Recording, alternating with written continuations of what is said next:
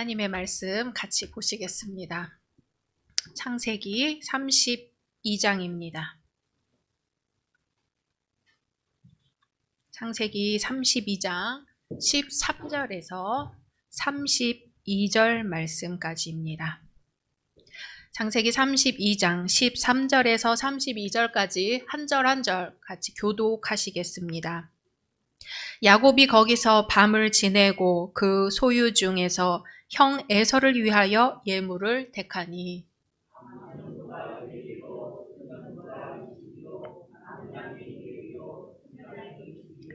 전나는 낙타 30과 그 새끼요 암소가 40이요 황소가 10이요 암나귀가 20이요 그 새끼 나귀가 10이라.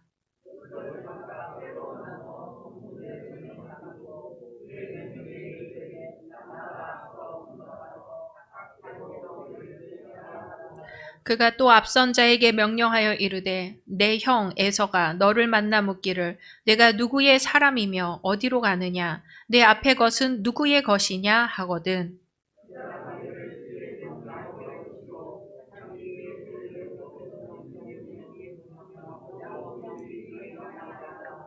그 둘째와 셋째와 각 떼를 따라가는 자에게 명령하여 이르되 너희도 에서를 만나거든 곧 이같이 그에게 말하고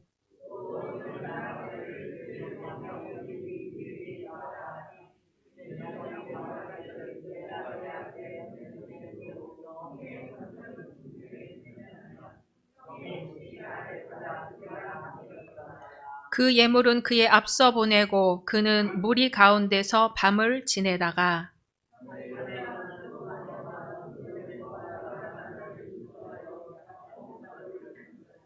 그들을 인도하여 시내를 건너가게 하며 그의 소유도 건너가게 하고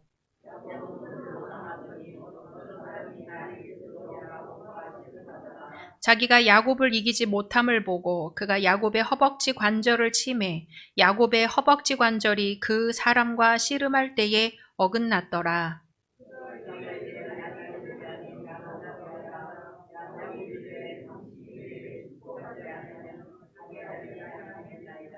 그 사람이 그에게 이르되 내 이름이 무엇이냐 그가 이르되 야곱이니이다.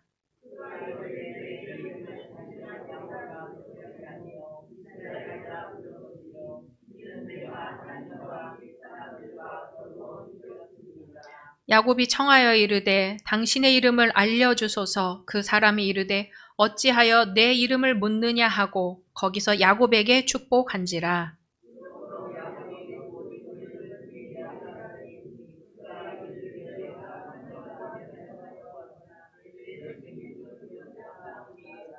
그가 브니엘을 지날 때에 해가 돋았고 그의 허벅다리로 말미암아 절었더라.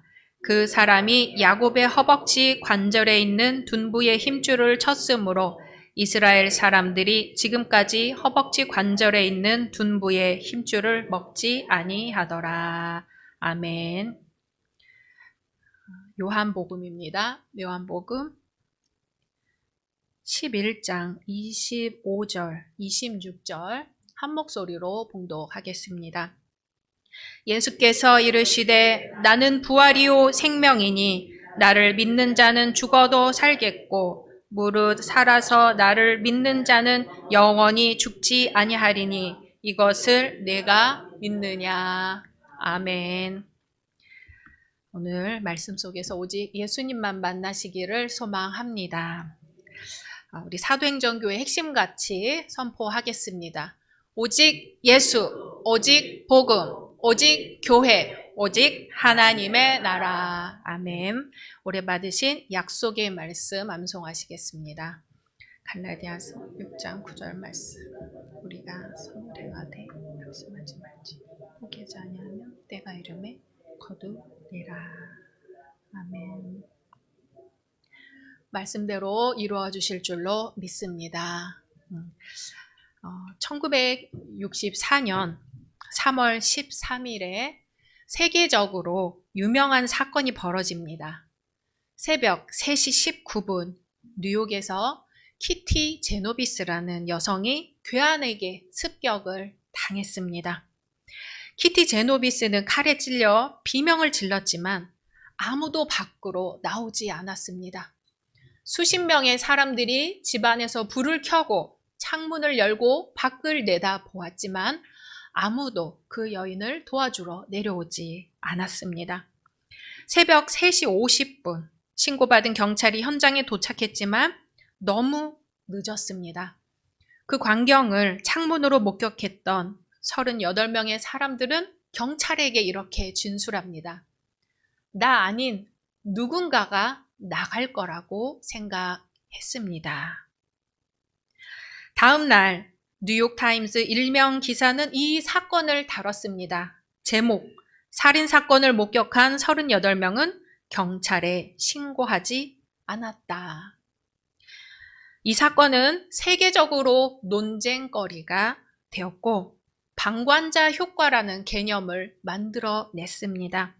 방관자 효과는 심리학 용어인데요. 주위에 사람이 많을수록 위기에 빠진 이를 돕지 않는 현상을 뜻합니다.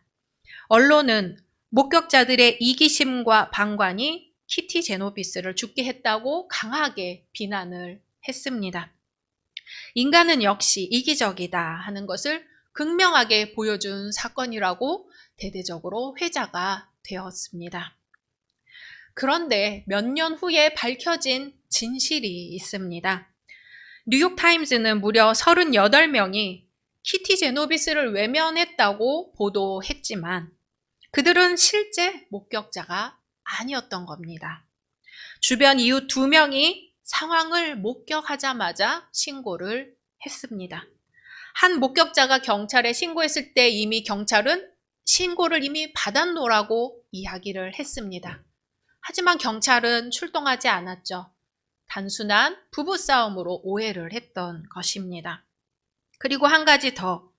언론은 키티 제노비스가 길거리에서 피를 흘리며 홀로 죽어갔다고 했지만 사실은 키티 제노비스가 피습을 당한 즉시 근처 아파트에 있던 한 여성이 뛰쳐나와서 키티가 죽어갈 동안 품에 안고 있었다고 합니다. 이 사건은 언론에 의해서 왜곡되었고 수많은 연구에서 얼마나 인간이 이기적인지를 증명하는 사건으로 대대적으로 쓰였지만 왜 아무도 키티를 돕기 위해 나서지 않았을까 질문했을 때 사람은 본래 냉담하고 무관심하기 때문이야 이런 말을 만들어냈던 그런 사건이었습니다. 물론 이제 와서는 사실이 밝혀졌고 왜곡된 사건이었다고 하지만 이 사건은 정말 인간이 이기적인가? 과연 인간은 누군가를 도울 만큼 선한 존재인가? 인간의 본성을 논하는 사건으로 기억이 되고 있습니다. 언론과 권력이 특정 목적을 위해 인간은 이기적 존재라는 틀을 일부러 만든 건 아닌지 우리는 의심해 볼 수 있습니다. 인간은 본래 이기적이야 라는 틀이 강하게 작동하면 작동할수록 사람들은 서로를 믿지 못하고 인간은 스스로 통제의 대상이 되고 맙니다. 인간은 이기적인 동물이기 때문에 권력의 통제를 받아야 한다. 이런 생각을 갖게 만드는 거죠. 자, 그러면 여기서 제가 질문해 보겠습니다. 우리 열린 성도님들은 어떻게 생각하세요? 인간은 선할까요? 악할까요? 속으로 한번 대답해 보셨나요? 철학자들은 오래전부터 인간의 본성이 선한가 악한가 고민했습니다. 본성론이라고 하죠. 특히 맹자는 성선설을 주장했습니다. 인간의 본성은 본디 선하다. 사람은 태어나면서부터 악을 거부하고 선을 실행하려는 마음씨를 가졌다고 합니다. 순자는 성악설을 주장합니다. 인간의 본성은 본디 악하다.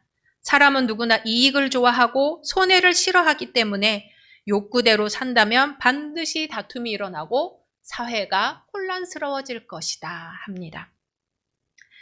이 이야기는 동양에서만 나온 이야기가 아니고요. 저 아메리카 대륙의 인디언, 체로키 부족의 한 늙은 인디언 추장이 자기 손자에게 자, 인간의 내면에 있는 큰 싸움에 관해서 이야기를 합니다.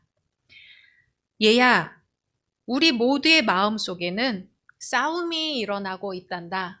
그건 두 늑대 간의 싸움이야. 한 마리는 악한 늑대인데 그 늑대가 가진 것은 화, 질투, 슬픔, 후회, 탐욕, 거만, 죄의식, 회한, 열등감, 그러한 이기심이란다. 다른 한 마리는 선한 늑대인데 그 늑대가 가진 것들은 기쁨, 평안, 사랑, 소망, 인내, 평온, 겸손, 진실, 그리고 믿음이란다. 손자가 추장 할아버지에게 물었습니다. 할아버지, 두 늑대가 싸우면 누가 이기나요? 추장은 간단하게 대답합니다. 네가 먹이를 주는 녀석이 이긴단다. 우리 마음속에 선한 늑대와 악한 늑대의 싸움이 있다면 현실 세계에서는 형과 동생의 싸움이 있습니다. 형과 동생은 계속 싸웁니다. 대표적인 경우로 오늘 에서와 야곱의 다툼 이야기가 있습니다. 쌍둥이 동생인 야곱은 어머니의 태중에서부터 형을 이기려고 다투었지요. 나면서부터 형의 발꿈치를 붙잡고 태어납니다.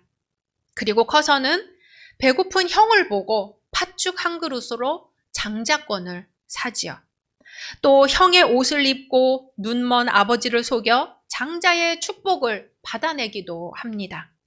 결국 형에게 죽을지도 모른다는 위협감을 느끼고는 외삼촌 집으로 피신을 하게 되죠.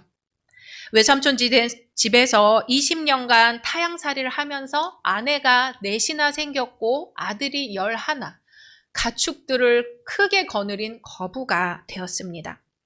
야곱은 형하고 아버지를 속였을 뿐 아니라 삼촌 라반까지도 속이게 되지요. 그뿐이 아닙니다. 야곱은 이제는 말년에 아들들에게 속는 처지가 됩니다. 아들들은 야곱의 사랑하는 아들 요셉의 겉옷에 피를 묻혀서 아버지의 사랑하는 아들 요셉이 죽었다고 거짓말하죠. 야곱은 그 거짓말에 속아 사실인 줄 알고 넋을 잃고 통곡을 합니다. 가족들을 속여가며 지금까지 온 야곱이지만 오늘은 결국 자기 인생 일대의 싸움을 하게 됩니다. 야곱은 외삼촌 라반의 영향권에서 벗어나기 위해 아내들과 자식들, 가축들을 모두 이끌고 야반 도주를 하는 상황입니다. 뒤늦게 라반의 추격을 받았죠. 라반이 야곱에게 따져 묻습니다. 야곱아, 네가 어찌하여 내 딸들과 손자들을 밤에 이렇게 도망치듯이 데리고 가느냐? 그랬을 때 야곱이 대답합니다. 삼촌, 제가 낮에는 더위를 무릅쓰고 밤에는 추위를 무릅쓰고 외삼촌을 위해 어떻게 일했는지 삼촌이 아시지 않습니까? 이런 이야기를 했을 때 라반이 아무 말도 못하고 야곱과 불가침 평화 조약을 맺고는 헤어집니다. 라반과의 문제는 이렇게 해결되었지만 이제 야곱에게 큰 숙제가 있습니다. 바로 자기 형 에서와의 관계를 푸는 문제가 남아 있습니다. 야곱은 먼저 형에게 사람을 보내 하나님을 부를 때 쓰는 용어인 주라는 호칭을 쓰고 자기 자신은 종이라는 표현으로 비하를 시키며 주께 은혜 받기를 원하나이다 하고 형에게 먼저 전가를 띄웁니다. 아니나 다를까 형은 400명이나 되는 장정을 데리고 자기에게 오고 있는 거예요. 야곱은 전략을 바꿉니다. 이번에는 선물 공세를 펴는 거지요. 자기 가족과 가축을 세 무리로 나눕니다. 자기 여종과 아내인 여종과 자식들을 맨 앞무리, 두 번째 무리에는 아내 레아와 그의 아들들, 세 번째 무리에는 사랑하는 아내인 라헬과 그 아들을 세 번째 무리에 놓고 자기가 마지막에 있습니다. 형이 혹시 앞 무리를 치더라도 자기 가까이에 있는 무리는 피신시켜야지 하는 생각으로 그렇게 했습니다. 우리 창세기 32장 13절에서 15절 같이 읽겠습니다. 시작. 야곱이 거기서 밤을 지내고 그 소유 중에서 형 에서를 위하여 예물을 택하니 암염소가 200이요 순염소가 20이요 암양이 200이요 순양이 20이요 젖나는 낙타 30과 그 새끼요 암소가 40이요 황소가 10이요 암나귀가 20이요 그 새끼 나귀가 10이라. 아멘. 그런 다음에 야곱이 어떻게 하는지 볼까요? 16절입니다. 그것을 각각 떼로 나누어 종들의 손에 맡기고 그의 종에게 이르되 나보다 앞서 건너가서 각 떼로 거리를 두게 하라 하고. 아멘. 그런 다음 야곱은 강가에 혼자 있게 됩니다. 23절입니다. 그들을 인도하여 시내를 건너가게 하며 그의 소유도 건너가게 하고. 아멘. 형 에서와 생사를 건 싸움을 목전에 둔 상황이죠. 잠을 이룰 수가 없습니다. 20년이나 피하던 형을 이제 외나무 다리에서 만날 수밖에 없는 거예요. 형에게서 빼앗은 장자의 축복이 실현될지 아니면 한낱 꿈으로 끝날지 인생의 고비를 맞게 되는 겁니다. 예전에는 아버지와의 대결에서 어머니가 도와주었죠. 외삼촌 라반과의 대결에서는 아내가 도와주었습니다. 그런데 이제 야복강에서는 자기 과거를 청산하는 문제에 있어서는 그 누구도 도와주지 못하고 자기 혼자서만 그 문제를 풀 수가 있습니다. 자기가 아끼는 재물이나 사랑하는 가족도 야곱을 도와줄 수가 없습니다. 그때 야곱은 누군가를 만나서 그 누군가와 씨름을 하게 됩니다. 우리 24절 읽겠습니다. 야곱은 홀로 남았더니 어떤 사람이 날이 새도록 야곱과 씨름하다가 야곱은 어떤 사람과 날이 새도록 씨름합니다. 밤새도록 겨루는 거예요. 그런데 이 씨름의 승패가 쉬 갈리지가 않습니다. 25절입니다. 자기가 야곱을 이기지 못함을 보고 그가 야곱의 허벅지 관절을 치매 야곱의 허벅지 관절이 그 사람과 씨름할 때에 어긋났더라. 아멘. 하지만 야곱은 끈질기게 이 사람한테 매달립니다. 26절입니다. 그가 이르되 날이 새려하니 나로 가게 하라. 야곱이 이르되 당신이 내게 축복하지 아니하면 가게 하지 아니하겠나이다. 아멘. 야곱은 물에 빠진 사람이 지푸라기를 잡는 심정으로 부상을 입은 상황에서도 자기를 축복하기 전에는 놓아주지 않겠다고 매달립니다. 그때 그 사람이 야곱에게 묻습니다. 27절입니다. 그 사람이 그에게 이르되 내 이름이 무엇이냐? 그가 이르되 야곱이니이다. 아멘. 이름이 야곱입니다. 야곱은 간사한 자라는 뜻이에요. 야곱의 이날까지의 인생은 한마디로 간사한 삶이었지요. 그런데 야곱은 이 신비로운 힘을 가진 낯선 사람과 겨루면서 이제껏 자신이 살아온 삶과도 씨름을 하는 겁니다. 형 에서를 만나기 전에 간사하게 살아온 자기 인생을 힘겹게 마주봐야 했던 거예요. 그동안은 간사한 인생을 숨기기 위해 어머니의 도움도 받았고 아내의 도움도 받았고 지금 그 많은 재물들을 형 앞에 보내면서 이제 자기 전 재산을 걸고 도움을 받아보려고 하지만 인생은 그게 아니라는 거예요. 결국은 자기 인생은 자기가 마주할 수밖에 없습니다. 내 인생은 바로 야곱이었다. 간사한 인생이었다고 고백하는 것에서 씨름이 끝나고 회복이 시작되는 겁니다. 그 낯선 사람은 말합니다. 28절입니다.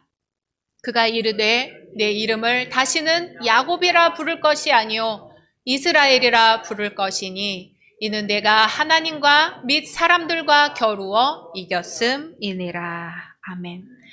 이스라엘이라는 뜻은 창세기 32장 오늘 말씀에서 처음 쓰이는데요. 하나님과 겨루어 이겼다는 뜻입니다. 이스라엘이란 이름은 자기 자신의 인생과 씨름하여 이긴 사람에게 주어지는 이름입니다. 자기 인생과 씨름하여 하나님을 만난 사람에게 주어지는 이름이 이스라엘입니다. 그렇게 씨름해서 하나님을 만난 하나님의 백성의 이름이 이스라엘입니다. 하나님의 사람은 그냥 아무 자기 의지 없이 하나님이 시키는 대로 복종하는 사람들이 아니에요. 자기가 살아온 인생을 걸고 이렇게도 해보고 저렇게도 해보고 자기 의지대로 최선을 다했던 사람들이 하나님과 씨름을 하는 거예요. 밤새도록 씨름해요. 자기 목숨을 걸고 씨름을 합니다. 내가 여기서 살고 죽는 문제를 결판 내겠다는 의지로 씨름을 하다가 하나님을 만나게 되는 거예요. 그렇게 씨름하다가 하나님을 만난 사람들, 결국 내 안에서 선한 늑대와 악한 늑대가 싸울 만큼 싸워서 결국은 하나님을 만난 사람들을 일컬어 우리는 이스라엘이라고 부릅니다. 이스라엘이라는 이름이 거저 주어지는 게 아니에요. 아주 힘겹고도 값진 씨름의 대가로 주어지는 게 바로 이 이스라엘이라는 이름입니다. 이 씨름으로 내 살아온 인생은 바로 야곱이었음을 인정하는 사람만이 하나님께 이스라엘이라는 이름을 얻을 수가 있습니다. 야곱은 그렇게 하나님을 만났습니다. 그리고 묻습니다. 29절입니다. 야곱이 청하여 이르되 당신의 이름을 알려주소서. 그 사람이 이르되 어찌하여 내 이름을 묻느냐 하고 거기서 야곱에게 축복한지라. 아멘. 우리 열린 성도님들은 어떤 하나님을 만나셨나요?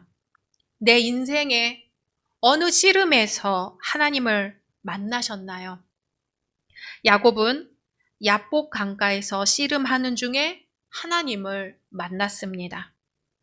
우리가 어떤 하나님을 만났는지는 우리 자신만이 알 수 있겠지요. 야곱은 말합니다. 30절입니다. 그러므로 야곱이 그곳 이름을 브니엘이라 하였으니 그가 이르기를 내가 하나님과 대면하여 보았으나 내 생명이 보존되었다 함이더라. 아멘. 브니엘, 하나님의 얼굴이라는 뜻입니다. 이제 야곱은 밤새도록 씨름하여 하나님을 만나고 아침을 맞이합니다. 31절입니다. 그가 브니엘을 지날 때에 해가 돋았고 그의 허벅다리로 말미암아 절었더라. 아멘. 야곱은 씨름에서 이겼지만 그 씨름의 대가로 다리를 절게 됩니다. 자기가 살아온 인생에 대한 대가를 고스란히 감당을 할 수밖에 없습니다. 32절입니다.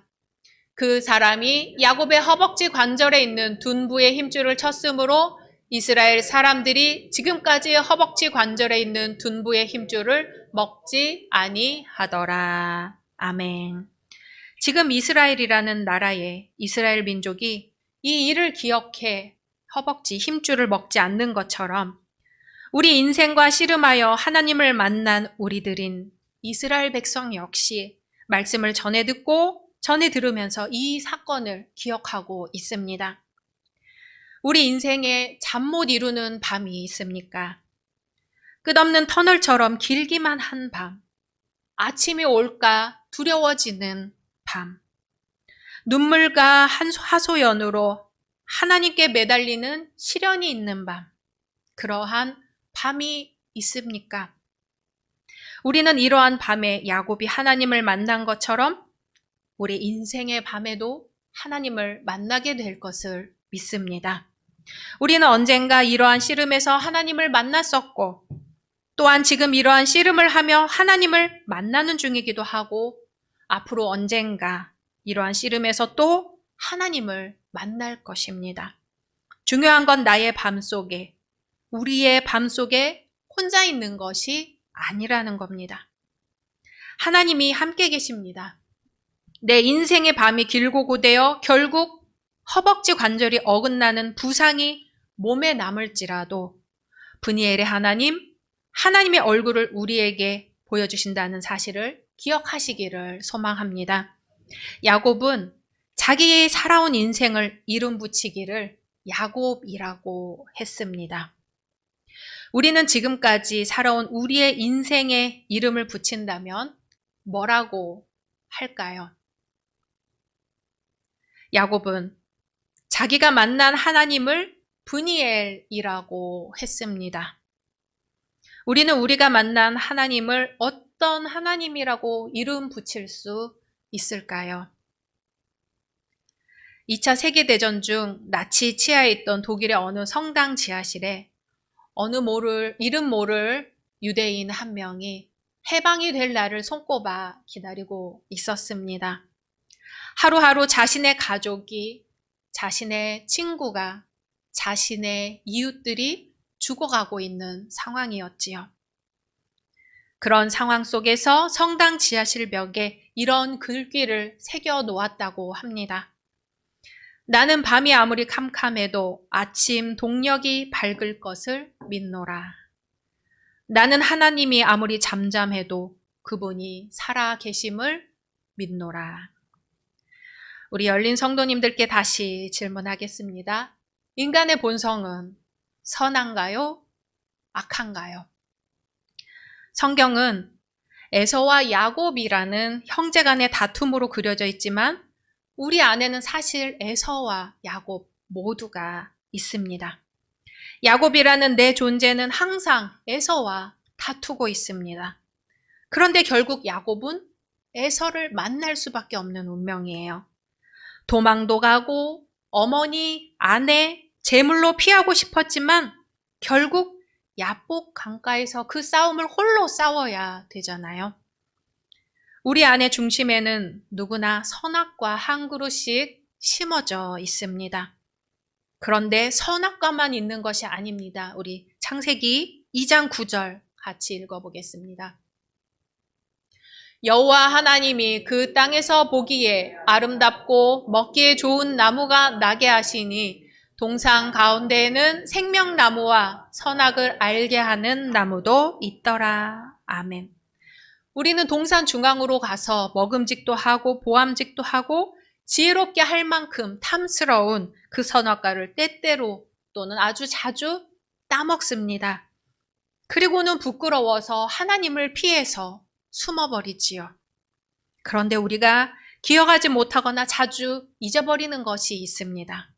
바로 우리 안 가장 깊숙한 곳에 하나님이 생명나무를 심어 놓으셨다는 거지요. 우리가 선한 늑대와 악한 늑대에게 먹이를 주면서 삶이 지칠 대로 지치고 어두운 밤을 만나고 허벅지 힘줄이 끊어질 듯한 씨름을 하는 우리 삶의 한복판에서 하나님은 언제나 항상 늘 하루도 빠짐없이 그 생명나무와 함께 우리 곁에 계셨던 것입니다. 인간의 삶 한복판에서 친구를 만나고 아이를 낳아 기르고 화초에 물을 주고 차를 운전하는 우리 일상의 모든 구체적인 생활 속에서 하나님이 우리와 항상 함께 하신다는 사실입니다. 선악과를 따먹는 동안 생명나무가 우리와 함께 우리를 지키고 있었다는 사실을 우리는 망각했습니다. 지금 대림절이지요. 예수님을 기다리고 있습니다. 주님은 자기를 비우심으로 도리어 우리를 채우시지요. 태풍은 그 중심이 비어 있어서 그 거대한 힘을 가지고 있는 것처럼 우리 예수님은 가장 비천한 자리에 자신을 오히려 비우셔서 우리를 사랑과 자유와 정의로운 생명으로 가득 채워주고 계십니다. 아기 예수님을 기다리는 것은 우리 안에 생명나무가 있다는 것을 기억하는 시간입니다. 화, 질투, 슬픔, 후회, 이렇게 이름 붙여진 악한 늑대와 기쁨, 평안, 사랑, 소망, 이렇게 이름 붙여진 선한 늑대의 싸움이 모두 생명나무 앞에서 사라집니다. 하나님을 만난 사람은 더 이상 야곱도 에서도 아닙니다. 이스라엘이 됩니다.